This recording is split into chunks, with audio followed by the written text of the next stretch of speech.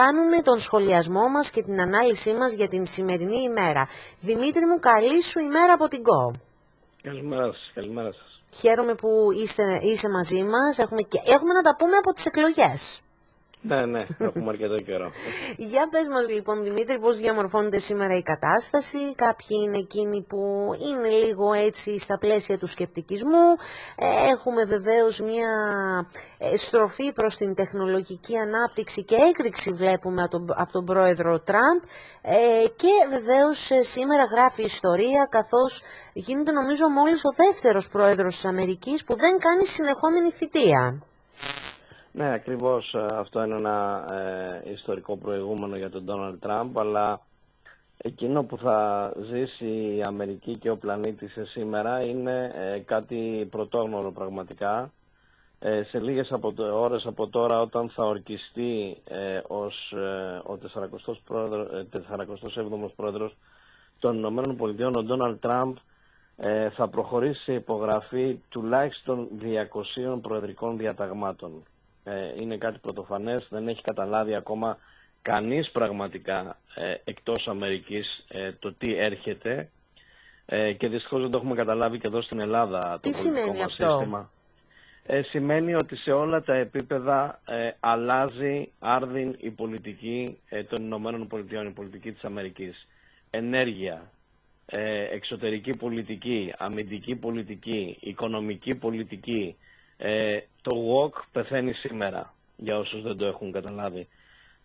Τα προεδρικά διατάγματα και ειδικά το προεδρικό διάταγμα το οποίο έχει να κάνει με τα φύλλα που θα υπογράψει ο Αμερικανός πρόεδρος είναι πραγματικά σαρωτικό. Ξεκαθαρίζει ότι υπάρχει άντρας και γυναίκα, υπάρχουν δύο φύλλα. Βάζει τέρμα στις χρηματοδοτούμενες από το κράτος εγχειρήσεις αλλαγής φύλου. Θα δούμε πραγματικά σαρωτικές αλλαγές με μία υπογραφή σε λίγες ώρες από τώρα, όταν θα αναλάβει και επίσημα καθήκοντα στο Λευκό Οίκο. Επίσης στο κομμάτι της οικονομίας και της ενέργειας, διότι όλοι γνωρίζουμε ότι όπως οι περισσότερες χώρες της Δύσης ή τις Ηνωμένες Πολιτείες αντιμετωπίζουν λόγω των καταστροφικών πολιτικών της κυβέρνησης Biden-Harris μια τρομερή κρίση πληθωρισμού. Οι απλές οικογένειες, τα νοικοκυριά πονάνε στην Αμερική όπως πονάνε σε όλο το δυτικό κόσμο και πονάνε και εδώ στην Ελλάδα από τον πληθωρισμό. Θα έχουμε σαρωτικές αλλαγές στην ενεργειακή πολιτική των ΗΠΑ, διότι ο Ντόναλντ Τραμπ αντιλαμβάνεται καλύτερα από τον καθέναν και κατά τη διάρκεια της προεκλογικής εκστρατείας το είχε επισημάνει αυτό και το έλεγε συνεχώς κάθε λεπτό που περνούσε στην προεκλογική εκστρατεία, ότι εάν δεν λυθεί το θέμα της ενέργειας, εάν δεν μειωθούν δραστικά οι τιμές της ενέργειας, δεν πρόκειται να μειωθεί ο πληθωρισμός, δεν πρόκειται να υπάρξουν μειώσεις στα τρόφιμα, στη βενζίνη, στα βασικά καθημερινά αγαθά του πολίτη. Και αυτό θα γίνει βάζοντας τέρμα, επίσης με προεδρικά διατάγματα σήμερα, σε αυτή την μεγάλη απάτη της κλιματικής αλλαγής. Κανείς δεν αμφισβητεί ότι πρέπει να υπάρχουν περιβαλλοντολογικές πολιτικές που να προστατεύουν το περιβάλλον, αλλά αυτή η απάτη και το μεγάλο πάρτι των 3 εκατομμυρίων σε όλο τον κόσμο για να οικονομήσουν κάποιοι κρυβόμενοι πίσω από την κλιματική αλλαγή τελειώνει επίσης σήμερα. Θα αρχίσει πάλι η Αμερική να βγάζει το πετρέλαιο που έχει, να βγάζει το φυσικό αέριο που έχει. Η κλασική φράση του Donald Trump, drill baby drill, θα γίνει πραγματικότητα σε λίγες ώρες από τώρα και αυτό θα οδηγήσει και σε σαρωτικές αλλαγές, θα έχει μεγάλες επιπτώσεις και στην διεθνή οικονομική πολιτική. Μάλιστα, σαρωτικές λοιπόν οι πρώτες στιγμές του κυρίου Τραμπ ως ο 47ος πρόεδρος, έτσι προβλέπεις Δημήτρη, και έτσι θα είναι τα πράγματα.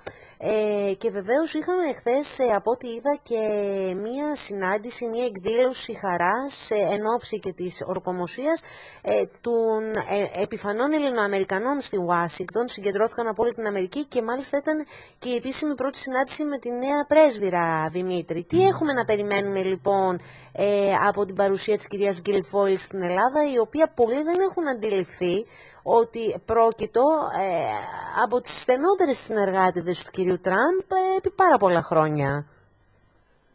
Η νέα πρέσβη των ΗΠΑ είναι ένα πρόσωπο που βρίσκεται πάρα πολύ κοντά στην οικογένεια Τραμπ. Όλοι γνωρίζουμε πλέον και τη σχέση που είχε με τον γιο του Ντον Τζούνιορ για αρκετά χρόνια. Μάλιστα κάποια εποχή ήταν και αραβωνιασμένοι. Αλλά γενικά είναι ένα πρόσωπο αρκετά έμπειρο στους διαδρόμους της πολιτικής στην Αμερική. Τώρα, για να ξεκαθαρίζουμε τα πράγματα, το τι πρέπει να περιμένουμε εδώ στην Ελλάδα από τη νέα πρέσβη ή από την κυβέρνηση Τραμπ ή από τον πρόεδρο Τραμπ ή από τον Υπουργό Εξωτερικών τον Μάρκο Ρούμπιο, γενικά από τις Ηνωμένες Πολιτείες. Όλα θα εξαρτηθούν από το τι κάνουμε εμείς. Όχι από το τι κάνουν οι Ηνωμένες Πολιτείες και η νέα κυβέρνηση Τραμπ. Αν εμείς κάποια στιγμή αποφασίσουμε να διαμορφώσουμε εθνική στρατηγική, να μην είμαστε οι διαθέσιμοι, οι δεδομένοι, να μην εφαρμόζουμε μια εξωτερική πολιτική καταστροφική όπως αυτή που εφαρμόζεται τα τελευταία χρόνια, ενδοτισμού και κατευνασμού απέναντι στην Τουρκία, να μην είμαστε αυτοί που ξεπλένουμε την Τουρκία σε καθημερινή βάση, ενώ δεν θα έπρεπε να το κάνουμε αυτό και να είμαστε εμείς η αιχμή του δώρατος για να αποδείξουμε στις Ηνωμένες Πολιτείες αλλά και σε όλο το δυτικό κόσμο ότι πρόκειται για μια προβληματική, επικίνδυνη χώρα με αναθεωρητική στρατηγική που αντιβαίνει οτιδήποτε προωθεί η Βορειοατλαντική Συμμαχία, το ΝΑΤΟ, και οτιδήποτε προωθεί η Δύση. Δεν είναι δυτική χώρα, είναι μια χώρα επικίνδυνη, μια χώρα που δημιουργεί προβλήματα και θα δημιουργήσει πολύ περισσότερα. Και τι κάνει η Ελλάδα γι' αυτό? Είναι η χώρα η οποία ξεπλένει την Τουρκία υπογράφοντας μια ανόητη, καταστροφική διακήρυξη φιλίας και συνεργασίας με την Τουρκία του Ερντογάν, του προστάτη της τρομοκρατίας, του πειρατή του διεθνούς δικαίου και του ανθρώπου που προωθεί τη μουσουλμανική αδελφότητα στην ευρύτερη περιοχή.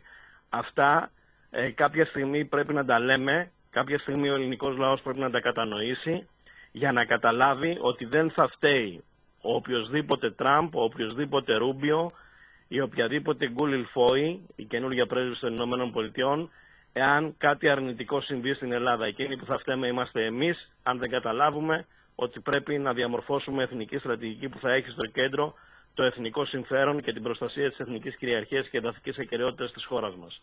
Αυτό είπε και ο νέος Υπουργός Εξωτερικών, ο Μάρκο Ρούμπιο, στην ακρόαση ενώπιον της Επιτροπής Εξωτερικών Σχέσεων της Γερουσίας, όταν ξεκαθάρισε ότι από εδώ και πέρα η πολιτική των Ηνωμένων Πολιτειών, η εξωτερική πολιτική των Ηνωμένων Πολιτειών θα βασίζεται στο εθνικό συμφέρον και στην εθνική ταυτότητα. Το ίδιο πρέπει να κάνουμε εμείς. Οι χώρες που θα το καταλάβουν αυτό θα είναι οι προνομιακοί συνομιλητές στην Ουάσιγκτον του Ντόναλντ Τραμπ, στην κυβέρνηση του Ντόναλντ Τραμπ. Οι χώρες που δεν θα το καταλάβουν αυτό και θα λειτουργούν ανόητα όπως λειτουργεί η Ελλάδα, θα είναι αυτές που θα βρεθούν στο περιθώριο και θα αντιμετωπίσουν προβλήματα. Μάλιστα, τώρα σε ό,τι αφορά... Δημήτρη, θέλω, επειδή μου είπες ότι ο κύριος Τραμπ θα υπογράψει πάρα πολλά διατάγματα σήμερα, είδαμε ήδη από το Σαββατοκύριακο κάποιες νέες ενέργειες σε ό,τι αφορά την ενίσχυση της οικονομίας. Είδαμε και ένα κρυπτονόμισμα με το όνομα Τραμπ. Δύο. Για πες μας. Υπάρχει το κρυπτονόμισμα με το όνομα του Ντόναλντ Τραμπ και από χθες υπάρχει κρυπτονόμισμα με το όνομα της πρώτης κυρίας, της Μελάνια Τραμπ, τα οποία έσπασαν τα μία και τα δύο. Και εδώ είναι ένα επίσης σημαντικό θέμα. Είχε ακουστεί και στην προεκλογική περίοδο, αλλά και μετά την νίκη του Ντόναλντ Τραμπ στις εκλογές, ότι ο Αμερικανός Πρόεδρος σκοπεύει να παίξει πολύ σκληρά το παιχνίδι των κρυπτονομισμάτων. Μάλιστα, θεωρείται βέβαιο ότι θα δημιουργήσει και στρατηγικά αποθέματα κρυπτονομισμάτων στις Ηνωμένες Πολιτείες. Ο τσάρος των κρυπτονομισμάτων, ο David Sachs, ο οποίος πρόκειται για μια εξαιρετικά δυναμική προσωπικότητα, ένα εξαιρετικά ικανό άνθρωπο, ο οποίος τοποθετήθηκε στην κυβέρνηση Τραμπ, θα παίξει πάρα πολύ γερά αυτό το παιχνίδι.